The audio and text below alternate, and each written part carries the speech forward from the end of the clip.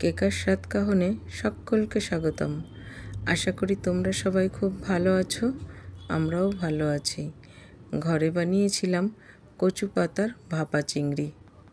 করেছিলাম ভিন্নভাবে, ভিন্ন স্বাদে, আমার স্টাইলে। খেতে হয়েছিল ভীষণ ভীষণ টেস্টি। তাহলে আসো দেখে নিই কীভাবে করলাম, সঙ্গে থাকো। কচু পাতা ভাপা চিংড়ি করার জন্য সবার প্রথমে এখানে আমি বেশ কটা দুধমান কচুর পাতা নিয়েছি। মায়ের কাছে গেছিলাম, মা দুধমান কচুর পাতাগুলো দিয়ে দিয়েছে, কারণ কলকাতা শহরে এই দুধমান কচুর পাতা বলতে পারো অমূল্য, পাওয়াই যায় না। তো বাড়িতে গেছিলাম, নিয়ে এসেছি। কচু পাতাগুলোকে ভালো করে ধুয়ে পরিষ্কার করে ঠিক এরকম সরু সরু করে কুচিয়ে গরম জলে সামান্য নুন দিয়ে একটুখানি ভাপিয়ে নেব। 2 থেকে 3 মিনিট মতন ভাপিয়ে নিলেই কিন্তু এটা একদম সফট হয়ে যাবে।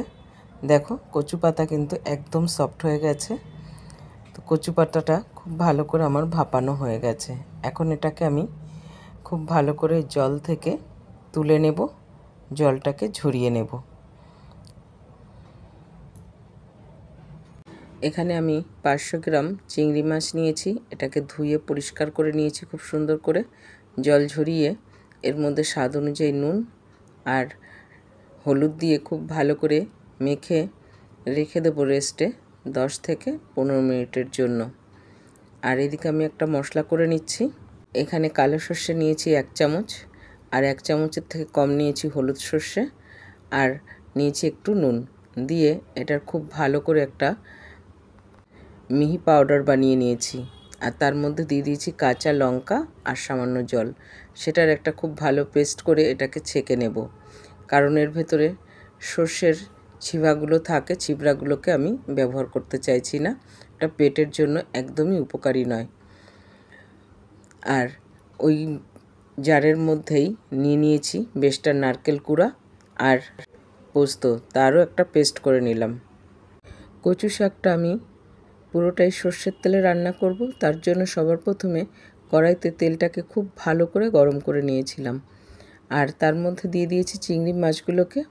চিংড়ি মাছ একদমই বেশি ভাজবো না, খুবই সামান্য ফ্রাই করে নেব, জাস্ট ওর হালকা গন্ধটা কেটে যাওয়া পর্যন্ত।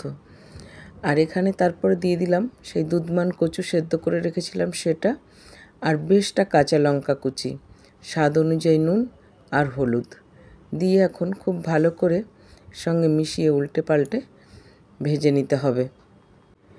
দুধমান কচুর মধ্যে হালকা রস আছে, সেদ্ধ করেছিলাম, সেটাকেই একটু শুকিয়ে নেব। যদিও এই কচু পাতায় কিন্তু এতটুকুও গলা ধরে না, তবুও এটাকে শুকিয়ে নিলে টেস্টটা কিন্তু খুব ভালো আসে। সেই জন্য একটু নাড়াচাড়া করলেই কিন্তু এর জলটা শুকিয়ে যাবে। দেখো এতে কিন্তু আর জল একদমই নেই, শুকিয়ে গেছে। তখন এর মধ্যে যে নারকেল কুড়ি আর পোস্তর পেস্ট করে রেখেছিলাম সেটা দিয়ে দিলাম। দিয়েও এটাকে একটুখানি বেশ নেড়ে চেড়ে একটু ফ্রাই করে নেব হালকা। এই নারকেল আর পোস্তর পেস্টটার জন্য না এর স্বাদটা এত বেড়ে যায় আর এত ভালো লাগে খেতে। কখনো এইভাবে কচু পাতা ভাপা চিংড়ি করে ঘরে খেয়ে দেখবে, মুখে লেগে থাকবে, বারবার মন চাইবে এইভাবে করে খেতে। এখন ব্যবহার করেছি এর মধ্যে কাঁচা লঙ্কা আর সর্ষের যে পেস্টটা করে রেখেছিলাম সেটা। তোমরা ভাবতে পারো দুবার লঙ্কা ব্যবহার করেছি, কারণ এই রেসিপিতে না একটু লঙ্কা বেশি না হলে না এর স্বাদটা কিন্তু সেটা পাওয়া যায় না। তোমাদের স্বাদ অনুযায়ী তোমরা কিন্তু লঙ্কা কম বেশি অবশ্যই করতে পারো। আর কাঁচা সর্ষের তেল ব্যবহার করেছি 1 চামচ। মিনিট 3 এখানে আমি ঢাকা দিয়ে রেখেছিলাম। ঢাকনা তুলে একটু খুন্তি চালিয়ে নিতে হবে, কারণ ধ্যান রাখতে হবে যাতে নিচে লেগে না যায়। আমি সমস্ত রান্নাতেই কিন্তু তেল ভীষণই কম ব্যবহার করার চেষ্টা করি, কিন্তু এই কচু শাকে না একটু তেল না দিলে কিন্তু সেই টেস্টটা পাওয়া যায় না। সেই জন্যই একটু বেশি করে তেল ব্যবহার করা। আর এখানে স্বাদকে ব্যালেন্স করার জন্য আমি একটু চিনি ব্যবহার করেছি, আর দিয়েছি এখানে ফ্রেশ ক্রিম। এই ফ্রেশ ক্রিমের জন্য না এর স্বাদটা বলতে পারো 3 গুণ বেড়ে যায়।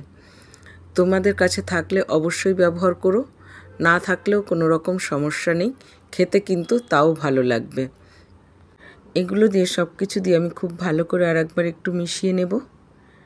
মিশানো হয়ে গেছে। একদম লাস্টে আমি আর একটু সর্ষের তেল ব্যবহার করলাম। এটাও কাঁচা সর্ষের তেলই ব্যবহার করব যেহেতু ভাপা। এখন এটাকে ঢাকা দিয়ে রেখে দেব কিছুক্ষণের জন্য। দেখো, ঢাকনা আমি তুলে নিয়েছি। এটা কিন্তু একদম রেডি সার্ভ করার জন্য। গ্যাস কিন্তু আমি বন্ধ করে দিয়েছি। এখন এটাকে আমি একটা বোলে সার্ভ করে নেব। এটা না খেতে ভীষণ ভীষণ টেস্টি হয়। যেদিন এটা তুমি ঘরে করবে না, বাকি কিছু তোমার খেতে মন চাইবে না। এটা আমি তোমাদেরকে বলতে পারি হলফ করে। একদিন অবশ্যই ট্রাই করো ঘরে আমার মতন করে। কচু শাকটা আমি সার্ভ করেছিলাম গরম গরম ভাতের সঙ্গে। গরম ভাতের সঙ্গে এই কচু শাক জাস্ট অসাধারণ ছিল। মানে এত টেস্টি হয়েছিল খেতে, আর তার সঙ্গে একটু লেবু রস, বাহ! মানে আর কোনো কিছুর প্রয়োজন হয়নি, এত ভালো লেগেছিল খেতে। মনে হচ্ছিল পুরো খাবার এটা দিয়েই হয়ে যাবে, আর কোনো কিছুর প্রয়োজনই হবে না। বাকি সব ফিকা লেগেছিল। তোমাদের কাছে কেমন লাগলো রেসিপিটা অবশ্যই কমেন্টে জানিও। ভালো লেগে থাকলে চ্যানেলটা সাবস্ক্রাইব করে পাশে থেকো। তাহলে আজ এখানেই রাখছি। ভালো থাকবে, সুস্থ থাকবে। দেখা হবে পরের ব্লগ।